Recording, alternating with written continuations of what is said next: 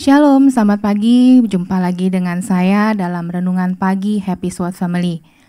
Pagi ini judul renungan saya adalah Kita sama dengan si bungsu. Ayatnya kita bisa baca sendiri ya saudara, di Lukas 15 ayat 11 sampai 32 yang mengenai perumpamaan tentang anak yang hilang. Sadarkah kita seringkali nih seperti si bungsu. Kita kadang-kadang, kita sering merongrong Tuhan, kita memaksa Tuhan supaya kita meminta hak kita terlebih dahulu nih. Kadang mungkin kalau saat ini kita belum diberkati oleh Tuhan nih dalam keuangan, terus kita merasa, kita berdoanya gini kayak sedikit ngancem atau kita merengek. Tuhan, kalau boleh nih berkat yang 5 tahun ke depan, 10 tahun ke depan aku minta dulu sekarang. Aku sekarang lagi kesusahan. Kalau memang 10 tahun ke depan aku berhasil, aku ambil dulu sekarang Tuhan. Aku mau menikmati hidup aku saat ini gitu kan. Kalau saudara saat ini udah mulai masuk 30 ke atas gitu kan, terus masih belum berhasil, masih ibaratnya hidup masih terlunta-lunta, belum bisa menikmati berkat Tuhan selain berkat sehat gitu kan. Saudara kan pengen berkat secara materi. Nah, kadang-kadang kita tuh sering gitu, Tuhan aku pengen dulu nih, ambil dulu berkatnya. Aku pengen ngambil dulu tadi gitu ya. Kalau bisa tuh Tuhan kasih DP dulu buat aku.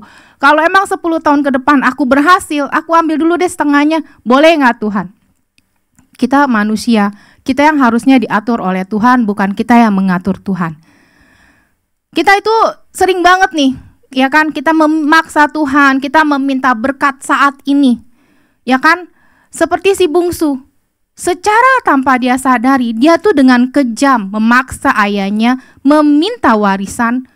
Bahkan dia tuh seperti orang menganggap bapaknya tuh telah meninggal. Orang yang meninggalkan warisan kan orang yang sudah meninggal gitu kan. Setelah bapaknya nggak ada, anak-anaknya mulai beributkan tentang warisan.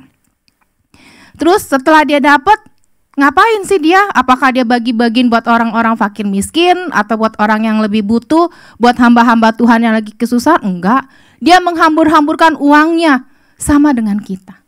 Ketika kita minta berkat itu sama Tuhan duluan, kita pengen apa sih? Kita ke bar, kita mau main-main seneng-seneng sama temen, kita minum-minum. Kan katanya asal tidak mabok nggak apa-apa dong. Kita seneng-seneng kumpul-kumpul sama temen, makan-makan. Ya kan, kita foya-foya, beli barang-barang yang branded, ya kan? Apa sih yang sekarang lagi ngetren? Apple, ya kan? Produk Apple, Samsung, yang harganya di atas 10 jutaan. Kadang-kadang kita itu seperti ini, ya kan? Tanpa kita sadari, kita menjadi si bungsu. Secara manusianya kita seperti dia. Makanya kenapa Tuhan memberikan perumpamaan tentang si bungsu, dan mengapa Bapak Gembala memberikan tentang si bungsu ini, yaitu karena ini adalah kita. Bahkan kita gak sering menyadari kalau kasih Bapaknya itu bukan hanya urusan perut kita aja. Bukan urusan perut si bungsu aja. Karakter si bungsu adalah males. Dia suka berfoya-foya, main perempuan, ya kan, tidak memiliki rasa peduli kepada bapaknya, tidak memikirkan masa depannya. Ketika dia dapat, dia pergi begitu aja, nggak peduli deh bapaknya makan kek, bapaknya sakit kek setelah dia pergi gitu kan, dia pokoknya tinggalin aja. Dosa si bungsu terhadap ayahnya itu berkali-kali lipat. Dia minta warisan selagi bapaknya masih hidup. Dia menjual warisan yang sebenarnya nggak diperbolehkan karena orang tuanya masih hidup. Bahkan dia meninggalkan bapaknya dan memboroskan harta warisannya untuk hidup berfoya-foya.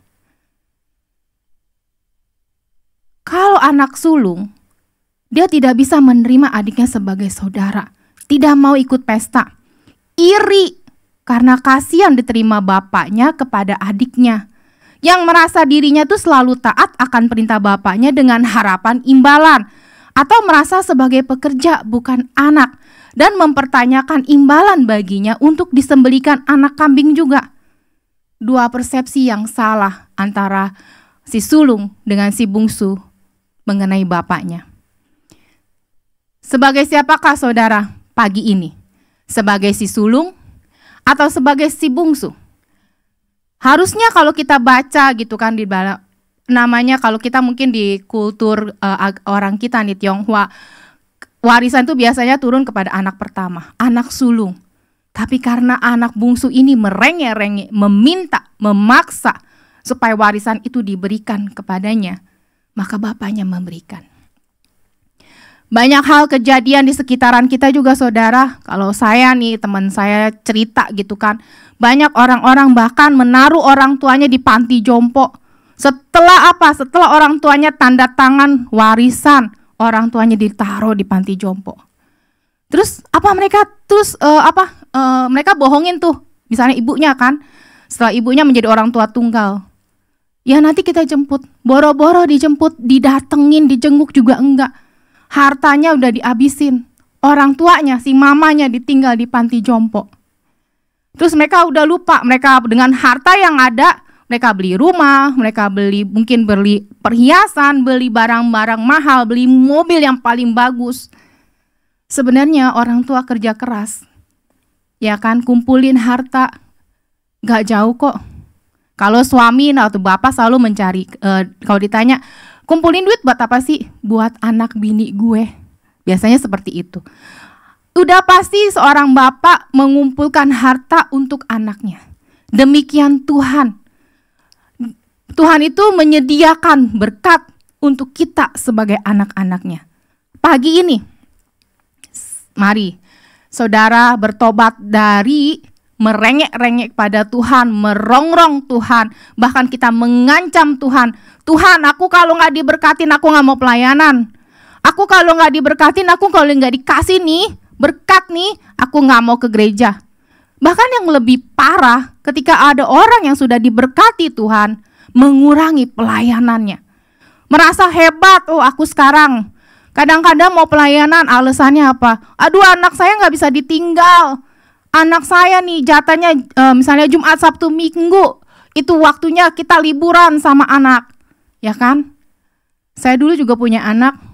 Tiap kalau ada acara, dulu 10 hari pencurahan Roh Kudus, anak saya waktu masih kecil saya bawa. Waktu ada doa pagi dulu masih jam 5, saya bawa anak saya mandi di gereja. Tapi saya nikmatin gak? Anak saya sekarang bertumbuh di dalam Tuhan, bahkan melayani. Saya bangga, satu kebanggaan. Saudara, bertobat, berbalik. Coba daripada kita merongrong Tuhan, kita perbaiki nih, apa sih yang sebenarnya harus saya lakukan, ya kan? Mengucap syukur, berbalik, jangan merongrong. Tuhan terima kasih kalau hari ini, kalau cuma makan nasi putih doang, mengucap syukur. Tuhan terima kasih hari ini saya masih bisa makan walaupun cuma nasi putih. Tapi saya percaya nasi putih ini dapat memberikan kekuatan, kesehatan buat saya. Bisa memberikan saya bisa jalan, bisa nafas. Saudara, apakah dengan harta benda saudara sudah merasa memiliki surga? Dengan harta benda yang berkelimpahan, saudara bisa mengatur Tuhan. Mari kita berdoa. Tuhan Yesus, pagi ini kami mau komitmen ulang. Kami gak mau mengatur Engkau Tuhan. Kami mau diatur oleh Tuhan. Kami mau Tuhan menjadi orang yang berintegritas di hadapan Engkau. Kami mau Tuhan berjalan sesuai dengan apa yang Tuhan mau dalam hidup kami. Bukan kami yang ngatur, bukan kami yang merongrong Engkau ya Tuhan. Kalau kami saat ini Tuhan mulai melupakan, mulai menanggalkan atau meninggalkan Engkau Tuhan, ampuni kami. Terima kasih Tuhan, hanya dalam nama Tuhan Yesus. Haleluya. Amin. Selamat pagi, Tuhan Yesus memberkati.